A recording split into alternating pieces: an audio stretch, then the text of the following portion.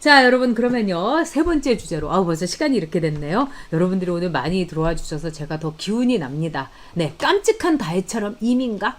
깜찍한 다혜처럼 이민가? 자, 제가 보니까 이 문다혜라는 여자가 이민 같죠, 여러분? 그것도 문재인이 영상에서 문바 1호, 우리 아빠가 대통령이 되면은 일하는 엄마들도 안심하고 애를 키울 수 있고 그런 세상 만들 거예요. 저 문바 1호 문다예요. 이랬는데 문바 1호가 지혜비가 대통령 되자마자 튀어버렸어요. 태국으로. 그래서 지금도 태국에 살고 있습니다. 그리고 남편하고는 이혼했는지 아니면은 어떻게 됐는지 모르겠는데 하여튼 더 기가 막힌 건 뭡니까? 얘가요, 몸이 아프고 그러면 꼭 한국에 들어와요. 그래서 지난번에도 척추가, 요가 선생이 왜 척추가 안 좋습니까? 그러니까 요가 선생 치고도 이건 한 3류 요가 선생인 것 같아요. 그래가지고 우리들 병원이라는 데 와갖고 또 척추 수술을 받아요. 그러면 한국에 있지 않으면은요, 이거는 의료보험 적용을 받으면 안 되는 거예요. 얘는 이민 간 거예요. 해외 이주 간 거예요. 남편 따라가지고 간 것도 아니고. 그러니까 문다혜가 간 거에 대해서 지금도 아무것도 해명된 게 없고 이 청와대에선 입을 쫙 자크를 다물고 있어요. 근데 굉장히 그거 자체가 아주 기이한 일입니다. 왜? 요만한 것만 있으면 청와대에서는요 다 반박을 해요. 근데 할 말이 아주 없으면 입을 딱 닫고 있는 거예요. 자, 이 문다혜라는 애는 요가 선생을 했고요. 그 다음에 일본에서 이른바 문재인이 치를 떴는 극우 쪽이라고 하는 아주 우익 계열에서 이 경영하는 대학교에서 유학도 했어요. 거기다가 정수기는요, 이 우리나라에서는 차예법을 그래서 차례라고 합니다. 차례. 근데 서예라고 하죠. 서도라고 하지 않습니다. 그런데 일본 사람들은 도자를 너무너무 좋아해서 글 쓰는 것도 서도, 차 이렇게 음미하는 것도 차도 이렇게 얘기합니다. 근데 이 부산이 약간 일본풍이 좀 많습니다. 옛날부터 부산에서는 일본 텔레비전 일부러 이제 공중파의 피디들도 옛날에요. 부산에서는 일본 텔레비전이 나오니까 제가 이제 KBS에 있을 때 MBC, SBS, KBS 할 것 없이 부산에서 일본 텔레비전 보러 일부러 부산에 내려가갖고 여건방에서 일본 텔레비전 보고 베끼다가 오는 사람들도 있었어요. 그 사람들이 지금 무슨 KBS, MBC에서 반일이 어쩌고 저쩌고 개혁을 해야 된다 이러고 앉아있어요. 내가 그래서 저것들 진짜 내가 니들이 부산에서 한 일을 내가 다 아는데 이런 생각이 들었습니다. 근데 당시의 정수기는요, 이 일본식 차도를 배우는 모임에 가가지고 그것도 1년 동안이나 배웠대요. 그러니까 이 여자가 머리에 든 게 없는 거예요. 그래서 당신이 진정한 페미니스트라면 저런 여자하고 사는 문재인이 페미니스트 대통령이 절대로 아니라는 거를 왜 이 젊은 페미니스트라고 하는 여자들은 모르는지 모르겠습니다.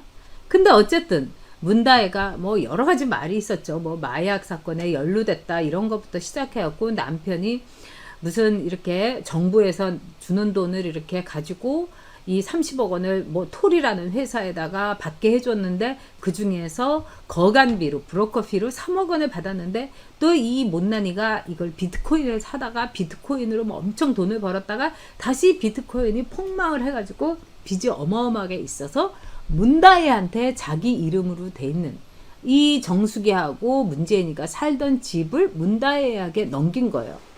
그래도 여러분 세금을 한 600~700에서 1,000원 내야 되는 거예요. 근데 문다혜는 그걸 받자마자 또 팔아 넘겼어요. 그러면은 이중으로 이른바 양도세를 문 거예요.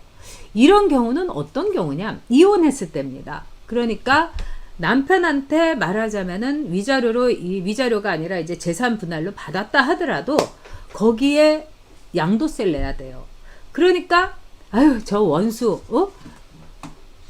이제 부부가 이렇게 헤어지게 되면 어떻게 믿어요, 돈을. 그러니까 내가 양도세를 물더라도 나한테 양도를 해라. 이런 경우밖에 없어요. 그래서 그 당시에 그 소식을 이렇게 들었던 그게 이제 재작년 여름이죠. 그래서 안영환 선수하고 저하고는 이렇게 다 보면서 아 이거는 이혼각이구나 이렇게 생각했어요. 그런데 둘이서 애들 데리고 또 국제학교로 해가지고 태국으로 갔다는 거예요. 세 식구가.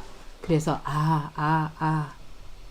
이건 뭔가가 있구나 이렇게 대한 거죠. 자 우리 아까 요로 아케루님께서 문바이 이민자 사와디캅 이라고 아까 이제 코쿠시칸 다이가쿠 그러니까는 코쿠시칸 다이가쿠라는 그 회사에 다녔다. 자 딸기파파님께서 전형적인 채무 면탈 행위입니다. 그렇죠. 빚을 이렇게 말하자면 털기 위한 말하자면 채무 면탈 행위다 이렇게 볼 수 있는 거죠. 그래 가지고 이 문다혜가 이제 이민을 갔어요. 근데 지금 생각해 보니까 지 애비를 너무나도 잘 아는 게 문다혜 아니겠습니까? 그러니까 우리 아빠라는 사람 내가 평생 봤는데 저 인간 대통령 하면은 대한민국 이렇게 돼. 괜히 여기 있어서 내가 뭐 당하는 것보다 얼른 튀는 게 낫겠지? 이런 생각도 문다혜가 있었겠죠. 아버지하고 굉장히 사이 나쁘다는 겁니다. 근데 또 뭐 남편하고 이혼했다는 소리도 있고 그 다음에 중요한 거는 뭐냐 이 문다혜가 이렇게 호화 이민을 가고 그 다음에 한 10억 원 정도의 경호비를 우리 세금에서 쓰고 이러고 앉아 있잖아요. 근데 문다혜가 남편이었던 사람이 다녔던 데가 뭐냐면 타이 인스타라는 데요. 그러니까 타이 이스타 항공에서 지부를 타이에다가 페이퍼 컴퍼니 비슷하게 한 거예요. 필요도 없는데. 그러면서 거기에다가 이 문다의 남편을 출근을 시켜갖고 방콕에 있는 이 우리 교민들이 보고서 반 문재인이니까 저놈이 지금 타이 이스타에 다닌다 막 이래가지고 또 한 일주일인가 있다가 이제 그만두고 없던 일이 됐어요. 근데 그 모든 일을 뒤에서 조정한 사람이 이상직이라는 사람일 겁니다. 이 사람 여러분 요새 화제죠. 웬일입니까? KBS가 이상직에 말하자면 채무 면탈이라든가 또 내지는 이 이상직의 인간도 아닌 정말 반경영자의 말로를 취재해갖고 보내줬어요. 이게 뭐였냐면은 이상직이가 250억 원이나 되는 이스타 항공의 직원들의 말하자면 임금을 체불하고 자기는 국회의원이 돼버린 거예요. 그러면서 자회사 같은 홀딩 컴퍼니 같은 거를 말하자면 막 뭉뚱그려서 지주회사를 만들고 그 지주회사에 자기 아들 딸들을 다 대주주로 만든 거예요. 그리고 자회사라는 데가 또 형님이 하는 무슨 BD 인터내셔널이라는 게 있는 거예요. 근데 이상한 게 이 이스타 홀딩스의 모든 지분을 헌납하겠다 이렇게 얘기를 한 거예요. 이상직이가. 근데 그 이유가 뭐냐? 민주당의 부대변인이 막 이상직이한테 그 임금 체불하면 분위기 안 좋으니까 네가 헌납해라 이렇게 얘기를 해가지고 헌납하게 됐다는 거예요. 여러분 아니 어떻게 공당에 민주당의 부대변인이란 사람이 이런 브로커 노릇을 하고 조정 역할을 합니까? 뭐 제주항공에서 이스타를 인수하기로 해가지고 제주항공 쪽이라면 또 뭘로 거니와 우리 이스타 이렇게 인수해도 분위기가 너무 나쁘다. 근데 민주당의 부대변인이 한 거예요. 이건 뭐라고 해야 되겠습니까? 청와대에서 오다가 온 겁니다. 그래서 얘가 거기서 뛴 거예요. 근데 너무 나쁜 것이 이렇게 여러분들이 뭐 숫자 이런 거 다 할 것 없이 이게 눈 가리고 아웅이라는 겁니다.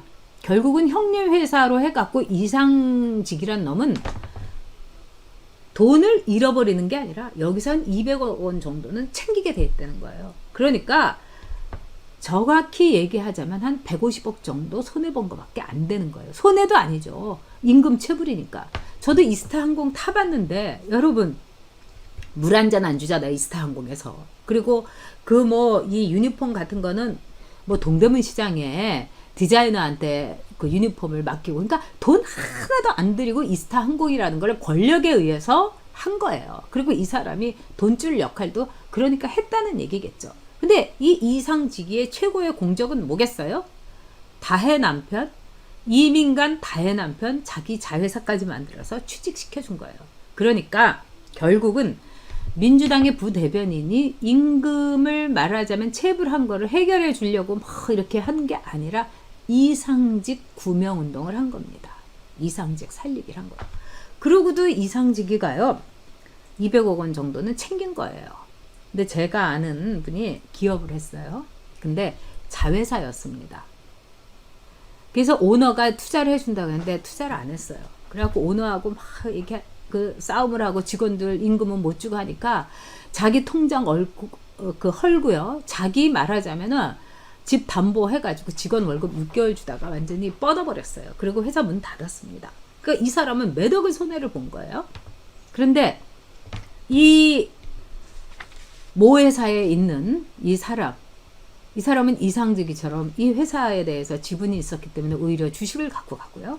그 다음에 직원들, 자기가 6개월 동안 대출 받고 뭐 이래가지고 했는데도 이 직원들이 6개월 동안 이제 이 대출 해갖고 회사 접었는데 지금 몇 개월 됐다는 거야. 3, 4개월. 근데 직원들 이렇게 들리는 소식을 보니까 150만 원, 실직한 직원들한테 그 150만 원을 문재인 정권에서 주잖아요.